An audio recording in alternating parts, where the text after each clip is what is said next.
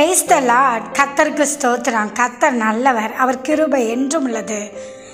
இந்த நாளுக்காக எடுத்துக்கொள்ளப்பட்ட வேத வசனம் ஆதியாகமம் 30வது அதிகாரம் 23வது வசனம்.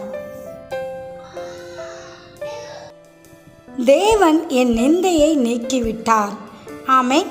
இதை பார்த்து கொண்டிருக்கிற பிரியமான சகோதர சகோதரிகளே, வேதாகமத்தில் ராக்கேலுக்கு குழந்தை பாக்கியம் இல்லாத இருந்தால் அப்பொழுதுதான் அவள் குழந்தை பிறந்த உடனே சொல்கிறா, என் நிந்தையை தேவன் நீக்கிவிட்டார் என்று.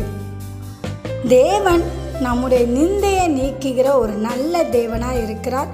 நம்முடைய தேவன் நம்ம எந்த காரியத்துக்காக நிந்தையாக இருக்குதே, இந்த காரியம் எப்போ தான் இந்த காரியம் எனக்கு கிடைக்கும், எப்போ தான் இந்த வியாதி என்னை விட்டு நீங்கும் என்று பல காரியங்களை குறித்து நீங்கள் நிந்தையாக இருக்குது என்று நினைத்திருக்கலாம்.